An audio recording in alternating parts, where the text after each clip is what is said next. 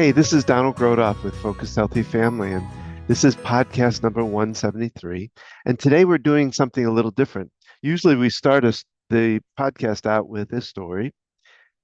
What we're going to do today is we're going to flip it around and we're going to play some of the stories that we've gotten over time.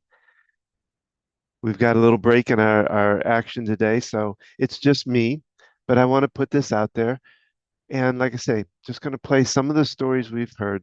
A couple of them are actually come from my previous Invisible Wheelchair podcast, but most of them are coming from our podcast today. So instead of starting it out, we're going to just leap into the different stories that we've gotten through the time. Our first one is with Amy Lang with talking about sex. And it's a little bit controversial. It came from my Invisible Wheelchair podcast, but it just really she's just a very energetic person. I just thought it would be fun to start out her story that she gave me with the Invisible podcast and let you kind of just listen to it. Nothing too controversial with this, but just listen. People are always really curious about how I started doing this work because I don't have a typical job. And so I was a sexual health educator all through my 20s and into my 30s. I was doing birth control, pregnancy counseling, STI counseling, had talked to all different kinds of people, totally loved it. It was my hobby. And I had assumed that when I had kids that I would just be a rock star at the sex talks. And when my son, Milo, who's 19 now, was about 4 or 5, he was getting ready for a bath and he grabbed his penis and he said, "Hey, Mama, did you know?" And I stood there and I looked at him and I thought, oh, God, please don't tell me it feels good to touch your penis because I've got nothing. So I'm standing there and I did that, that parenting thing where you have like a poker face. I'm like super calm. And I said, "What?" And he said, "I can see the veins in there where the blood goes." And I said, "Great, get in the bathtub." And, that was the moment where I was like, excellent. Like I am totally unprepared for this. I know that's true. I know about penises. Like I've been around one or two in my life. And so I was like, oh God, you've got to figure this out. So I started doing some research and just trying to figure out like, when should we start the conversations with kids? And is it okay? Like, what do I tell a 5-year-old? Like, how do we do this? And while I was doing that research, I learned a ton. And I also have a master's degree and my focus was in adult education. So I just combined my two favorite things, teaching adults and talking about sex. And so here we are 15 years later. Number 2 is Adam Salzman with Adventure EXP. And to calm it down a little bit, he's talking about his father and the joy of his father. So I thought I'd relay that. Woke up this morning thinking about my grandpa, who, even though he died more than 6 years ago, he continues to be one of the most consistent sources of inspiration for me. And many of my extended family feels the same way. And the specific memory that for some reason I woke up thinking about was there was one time many years ago that until my grandpa passed away right before his 99th birthday, he was in exceptional health, except for his hearing wasn't so great. And that meant, a lot of times plans happened around him without him being involved in those plans. So there was one time that my mom had organized, her kids and my cousins and her siblings and their spouses to come over to my grandparents' house and like just to have like a pizza dinner kind of thing. So she shows up at my grandparents first and she walks in with all these boxes of pizza. And my grandpa's like, "What are you doing with all that? We're never going to eat all of that." She's like, "We're just going to eat it and then we'll freeze it, whatever." And, unbeknownst to him, there were 15 or 20 people that were planning to come over. So then, a few minutes pass and my cousin walks in and he's like, "Margot, so great to see you. Are you hungry?" And she goes, "Yeah, I'm starving, Grandpa." And he's like, "Oh, check out all this pizza. Have some of this pizza." And then my brother and his girlfriend walk in and he goes, "Alex, Elise, amazing to see you. Are you hungry?" And they're like, "Yeah, we're starving." And this goes on time and time again. And I just think about this, there's not so much meaning that I derive from that, but just how wonderful it is that family shows up for each other. and just, something about ignorance being bliss. And my grandpa was able to like share all this joy and with his family that, of course, originally he argued against, but then he was so grateful that it all happened. He was like, miraculously, all this pizza's here because 25 of my family members are here. So anyways, this morning I woke up thinking about that story and wanted to share it. Number 3 is Teepa Snow with Positive Approach to Aging. And she talks a little bit about how she got into it in her role as a occupational therapist with her approach on things. And so we found out that she was terminal. I mean, the cancer had spread too much. And they thought she had a very short window of time to live. And she asked her son, her one son, I really want to go home to die.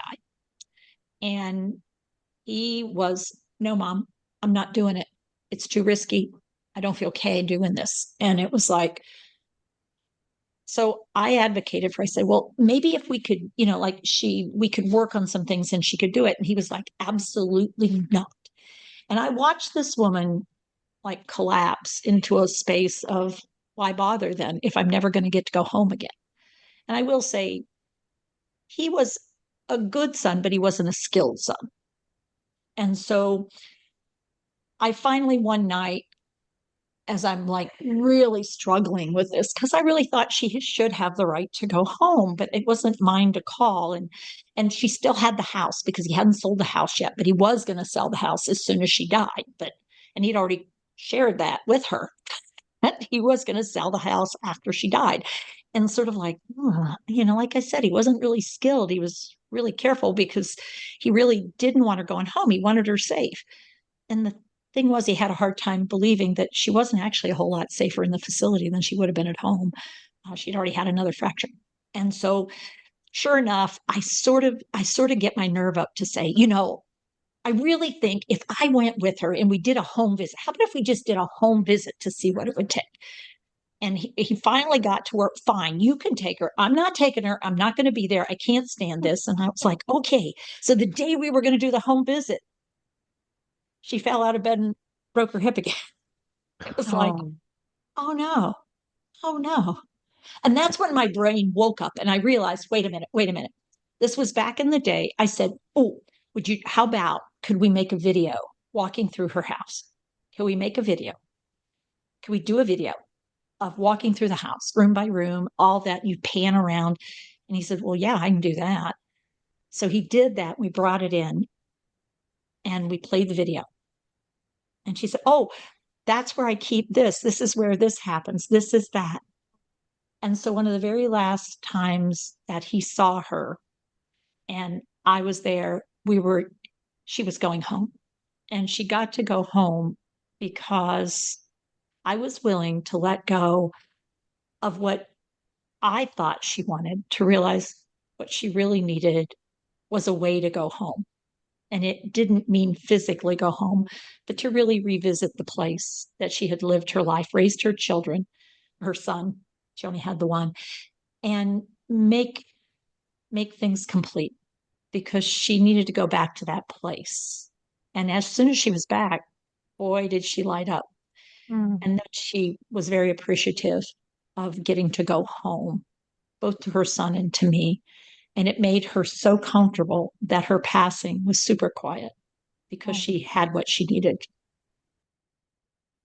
Number 4 is Richard London. And Richard is a speaker, author. He's written different books, but he talks about Parkinson's. But he really starts the story out, this one pretty recently, but he started the story out with a really kind of curious, fun story. So I thought I'd play that one. I want to ask you a question. Are you more like a skunk or a squirrel? Let me explain. I recently read a story about a farmer who was having a squirrel problem. So he set out catch and release traps. One day he heard a noise. Bam! The trap caught a squirrel. The squirrel was running around the inside of the trap, bouncing back and forth, literally driving himself nuts. The next day he heard a noise again. Bam! This time the trap caught a skunk. What the skunk did was he walked around the perimeter of the inside of the trap, checking it out, walked back to the food that lured him there, had his lunch, started cleaning himself, grooming, licking his paws and his face, reached outside through the trap, pulled in sticks and twigs, and took a nap. So, my question to you is, the next time you face challenges in your life, are you going to be more like a skunk or a squirrel? My advice is that we should all be more like the skunk and learn how to make the best out of our bad situations. Number 5 is Anthony Cirillo. He's a music person. It's called Sage. He plays music for senior centers and senior places. And I love his story about Esther. I thought it was really fun to talk about Esther. Hi there. I'd like to tell you a story. It's called The Story of Esther. I am a Philadelphia native and was working in hospitals and also a gigging musician full-time at night. And when I got out of that, I started going into assisted living and nursing homes and singing for folks. And it changed the trajectory of my healthcare life. And so when we came down to the Charlotte, North Carolina area 22 years ago, I started doing some singing locally and up in as far as Hickory and down to Spartanburg. And I met Esther, and I call her my designated heckler because I have strange programs every month. Like in November, everything has a theme, and sometimes it's obvious, like you're going to do patriotic songs on Veterans Day or something like that. But though in November, I do Pennies from Heaven. And, Esther would look at me strange, like, what the heck does this have anything to do with November? I said, well, come on, Esther. It's National Accountants Day in November. So we became fast friends over time. And one day after I was done a performance, she asked the activity director to have me come to the hospital and visit her. Well, that came out of left field, but I went because, Esther and I were kind of buddies by then. And so she said, on the way over, she goes, yeah, by the way, Esther died and was revived. She's in the coronary care unit. She wants you. I said, okay. So we got to the hospital and Esther's there. Her daughter's there. And Esther's flirting with me, much to the embarrassment of her daughter. Say, Mom, he's a married man. Esther wanted me to sing to her, but she wanted a particular song. Because he lives, I can face tomorrow. Beautiful song, right? One problem, I didn't know it. And I told her, Esther, I'm from Philadelphia. We do, Frank Sinatra, Dean Martin, the Great American Songbook. I said, I come down the stairs every day, from upstairs in South Philly. And, when I was a kid and, we had a picture of the Lord on one wall. And we had a picture of Frank Sinatra on the other. And we bowed to Frank every day. So anyway, I sang Unforgettable because that's what she was. But I said, I'm going to learn that song for you, Esther. And I did. And I put it on a little CD, 3.5-minute song, one CD, send it to the assisted living in Hickory. And she was back there. And so I thought all was good with the world. And then the activity director let me know that she was in hospice a few weeks later. And then a few weeks later, she had passed. And I don't normally go to the funerals of residents who I sing for because that's the thing that can keep you quite busy, right? But I went to Esther's funeral. And on the program, of course, the song was Because He Lives. But before the program started, the daughter came up to me and she started crying. And they had said that she had not cried at all until she saw me. And so she came up to me, hugged me. She said, did you hear about my mother's last day of life? I said, no. I said, well, on her last day, we played your CD over and over again until finally I knelt down next to Mom and I started singing with her and telling her to let go. And Mom died that day. And so that's my story of Esther, because here's the thing. There's a lot of times just from being a capitalist, profitable enterprise, I could have stayed in the hospital field and made a lot more money. But every time I try to pull away from it, like with what I'm doing now with music, I can't because, I have a card from Esther sitting on my desk here and a picture of Esther somewhere close by as well. And Esther's been gone a lot of years. And I still converse with her daughter and granddaughter on Facebook. So if you're looking for purpose in life, including a caregiving, which is a purpose, that's how I found mine. I didn't get into the aging space necessarily because my mother had a situation that came much later. I got into it and cemented it because of Esther. Number 6 is Bert Freeman. And Bert is an old friend of mine from way back. Like I say, this is from the Invisible Wheelchair podcast, but he talks about positive direction. But he tells this story about how he grew up and somebody that was mentoring to him, and I thought it was really cool. So I thought I'd put that on. But that question has me thinking about back when I was younger, a lot younger than I am now. We won't go to age here. That's right. But I lived in Philadelphia, in Germantown, which is a part of Philadelphia at that time. And we lived on a city street, and we lived in the city. I had a brother and a foster sister and our parents. And I remember oftentimes our next door neighbor was an older woman. I used to, when I referred to her as the old lady, but that's more in terms of affection more than anything else.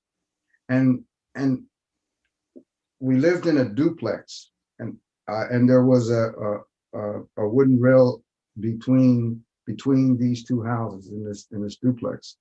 And often, at some point in my life, and in my teenage years, she would always, it was almost like she took me under her wing, and she would talk to me about different things, and and there was this flow of wisdom that was coming to me. Now, whether I grasped it, I'm still wondering about that.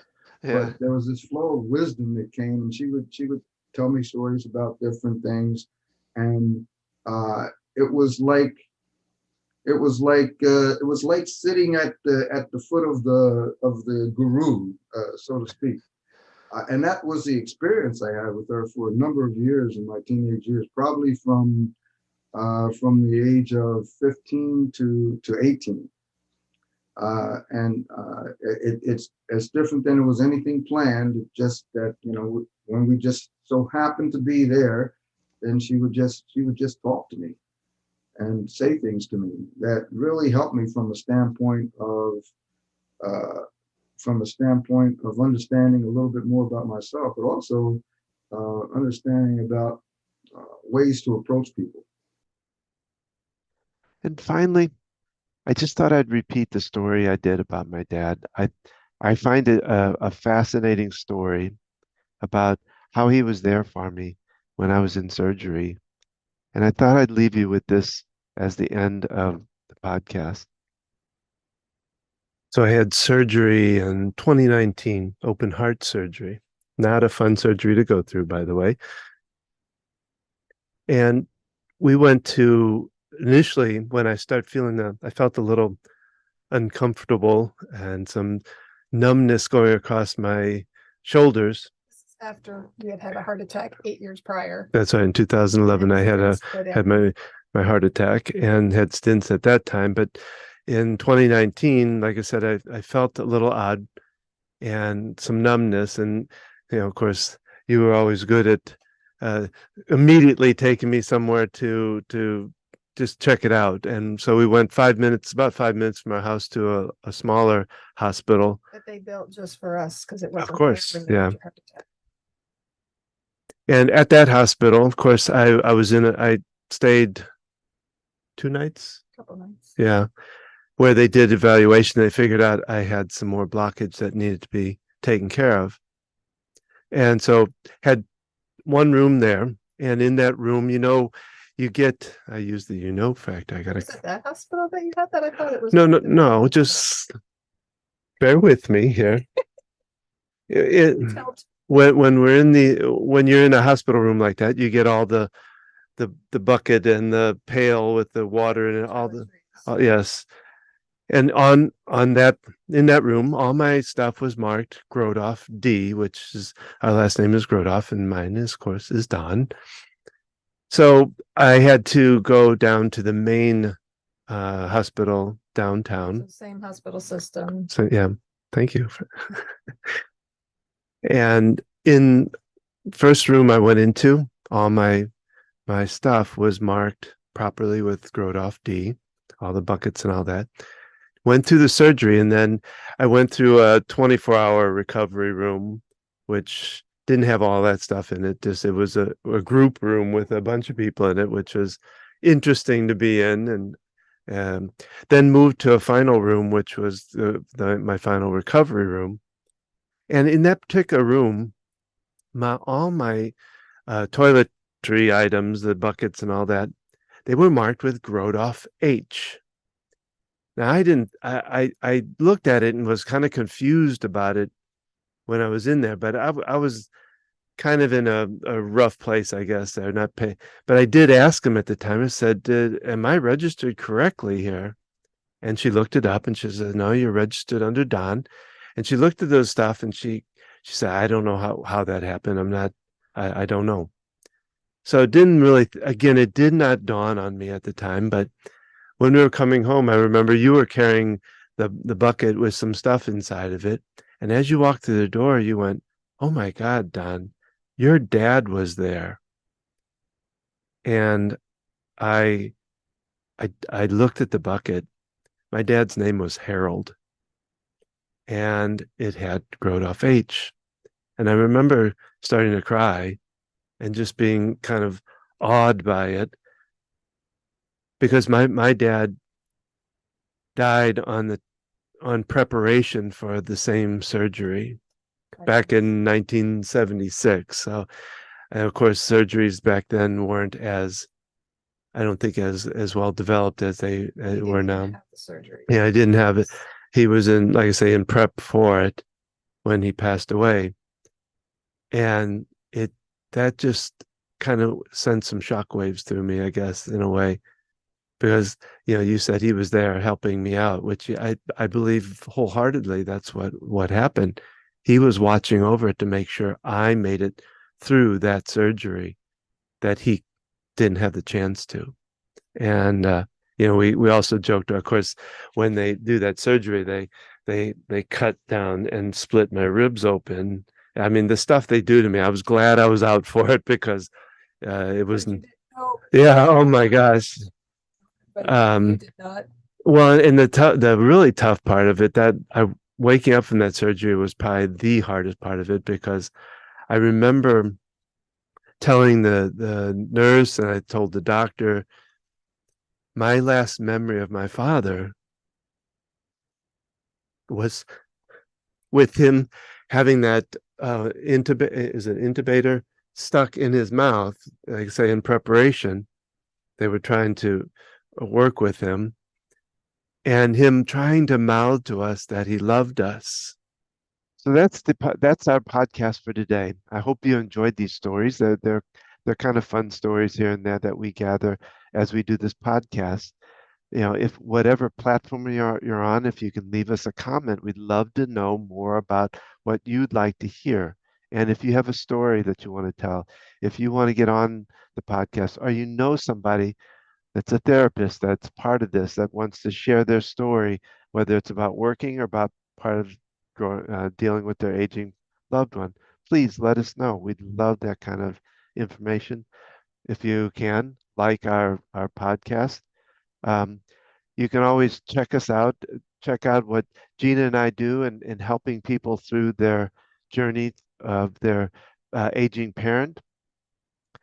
Gina's been in this business for 30 plus years. She can consult with you, can sit down with you and kind of talk through what's going on for you and how to kind of solve that. On my part of it, I work with EFT and helping people to calm their anxiety and stress. Also, every Tuesday night, 7 p.m. Eastern Standard Time, on Zoom, we don't do it live, we do a tapping session to help kind of clear the mind, get yourself in a better place. And you have to register, not register, you have to basically go to focusedhealthyfamily.com/EFT-group, where you can get the link to get onto the Zoom information.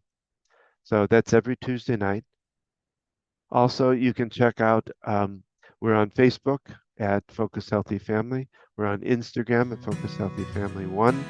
We're also on YouTube, where you can see our podcast live that we do live at Focused Healthy Family. You can check out all of this stuff and more at our website, focusedhealthyfamily.com. And remember, how you speak to your children and your loved ones today shapes their future and yours. Thanks.